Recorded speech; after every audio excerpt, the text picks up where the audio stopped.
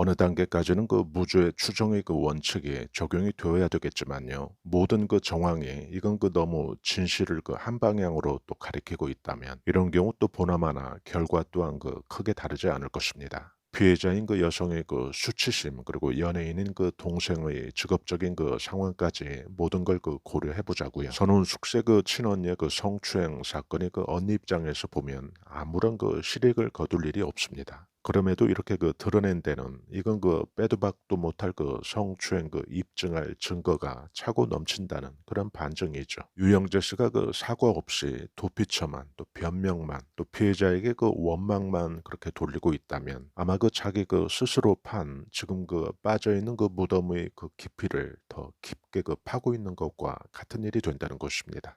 잘못된 그 결혼이라는 그런 표현보다는 저는 그 순수한 의도가 아닌 조금 그 불순한 의도의 그 결혼이라는 그런 표현이 이 결혼을 더 잘 표현하는 것 같습니다. 왜냐하면 그 손원숙 씨는 그 여러 차례 그 방송에서도 그 자신은 처음에 그 절대 그 결혼이라든지 또 혼인 신고에 그 의사가 없었다고 이야기를 합니다. 또 그렇게 말한 내용이 자막 처리돼서 또 나오기도 했죠. 8일이라고 하는 그 벼락 같은 그 시간이 또 문제는 아니죠. 두 사람이 그 만약에 같은 생각 또 같은 그 희망으로 또 일치된 그런 결혼으로 또 시작이 되었다면 하룬들 어떻겠습니까? 또 이틀 만에 또 한들 그게 그 무슨 대수겠습니까? 알려진 대로 그런데 그 사실혼의 그 동거가 그 집 밖에서 그 있는 상태에서 이런 그 밀어붙임을 그 했다는 것 이거 그 순수하지 못한 그 결혼의 그 의도를 유영재 씨가 또 보여주고 있는 것이죠. 8일이 아니라 그 하루만 해도 둘이 그 서로 하고 싶어서 그 했다면 그게 무슨 문제가 되겠습니까? 70년대 그 어느 버스에서 그 있었던 일인데요. 버스에 그 앞자리에 그 앉아있던 그 아가씨가 너무 그 마음에 들었나 봅니다. 그 서있던 그 총각이 이 아가씨 내리는 그 정거장에 그 따라 내립니다. 그리고 그 내린 정류장에서 프로포즈를 하는데요. 그런데 이 미친 프로포즈에 그 리액션이 더 미친 리액션이 나옵니다. 여자가 아주 진지하게 그 자리에서 그 받아들인 겁니다.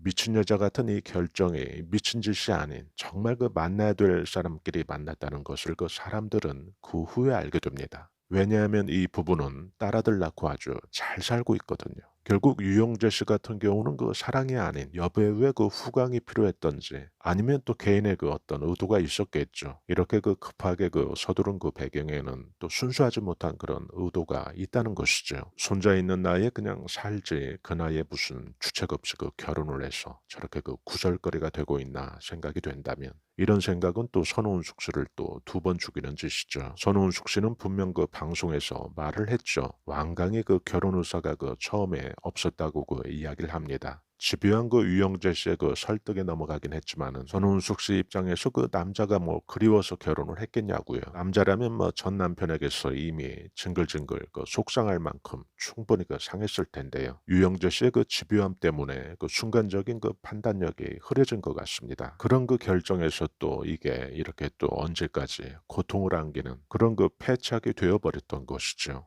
이 부분이 그 선우은숙 씨에게도 제일 그 한이 남을 것 같습니다. 남자가 그 전혀 그 마음에도 안 드는데 결혼하자고 또 조른다고 그 결혼을 할 여자가 어디 있냐고 또 생각을 할 수 있지만은 이때 그 선우은숙 씨는 그 몇 가지 그 생각을 하게 됩니다. 남자가 그 결혼을 그 원한다는 것은 같이 살고 싶고 같이 서로 그 노후를 그 사랑스럽게 시간 보낼 그런 그 의지가 그 속에 있지 않나 생각을 했던 거죠.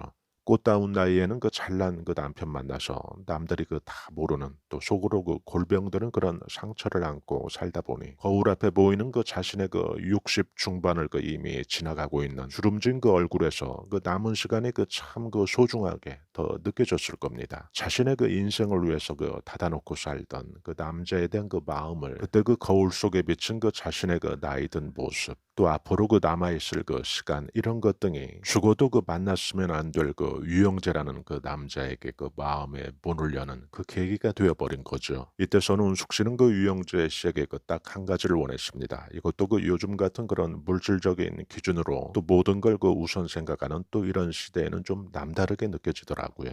함께 그 신앙생활 그 할 수 있냐고 묻잖아요. 이게 참 그래요. 이 여자가 또 이렇게 물으면 손호은숙 씨로부터 그 결혼 승낙받기를 그 공들이면서 그 신경을 곤두세웠을 이 유영재 씨는 그때 아마 그 속으로 쾌재를 불렀을 겁니다. 이 여자 그 다 넘어왔구나. 그리고 기다렸다는 듯이 또 그렇게 말을 하잖아요. 자기가 그 목사님 아들이라고.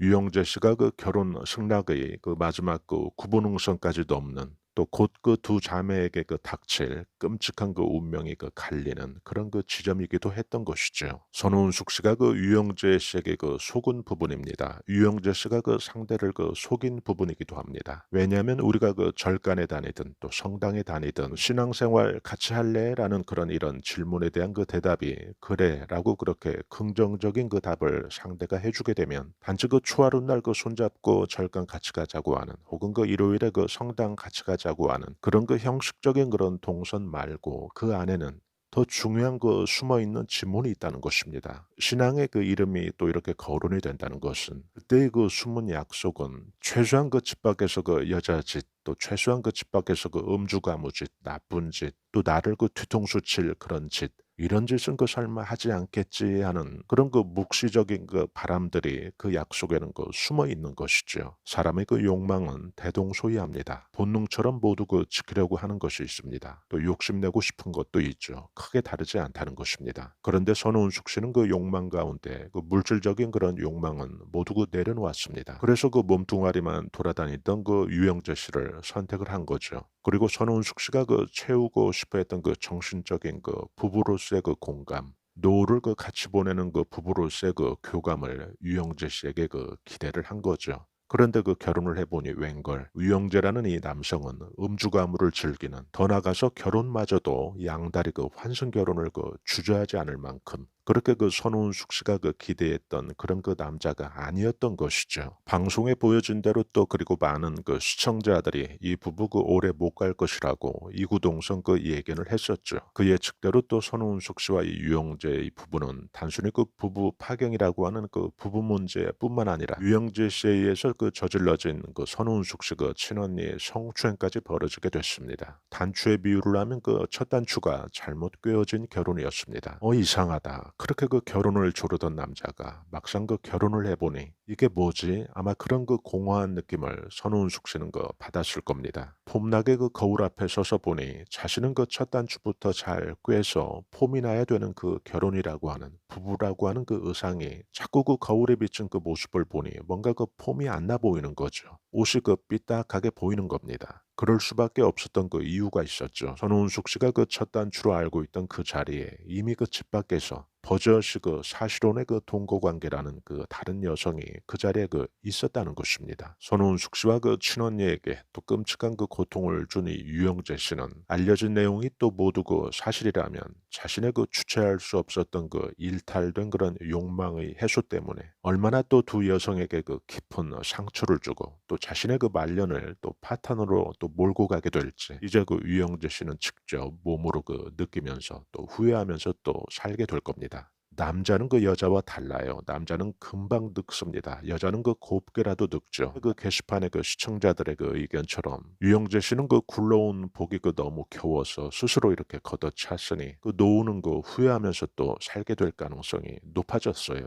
우리 사회의 그 성의 올바른 그 인지에 대한 그 경각심이 더 두드러지게 또 나타났던 그 때가 바로 미투 사건 한참 있었을 때잖아요. 지난 그 유영재 씨의 그 여러 그 영상에서 지금으로부터 한 10여 년 전 그때부터 그 유영재 씨의 지나친 전혀 그 여성 그 초대 손님을 배려하지 않는 여가수들에 대한 그 과한 그 밀착, 신체 접촉 이런 것 등이 그 반복된 그 영상들이 많더라고요. 60년대 그 출생한 저 시기의 그 학교 교육은 지금과는 또 조금 달랐죠. 전 개인적으로 그 유영재 씨가 한 사람의 그 비뚤어진 그 성의식 그리고 거기에 이런 그 수위까지는 이게 뭐 죄가 되겠어? 뭐 상대에 대한 그 추행이 되겠어? 라고 그 생각을 하기 그 쉬운 저 세대의 그 무딘 성에 대한 그 집단적인 그 무자각도 이번 사건의 그 한몫 또 바탕에 있지 않을까 생각이 들더라고요. 손은숙 씨와 또 유영재 씨 사이의 이런 그 충격적인 사건 속에서 우리가 또 꼭 교훈 삼을 그 내용은 우리가 그 죽어도 급하게 그 결혼할 일은 아니다. 또 상대가 그 종교를 내세우건 뭐 종교가 있건 없건 이렇게 그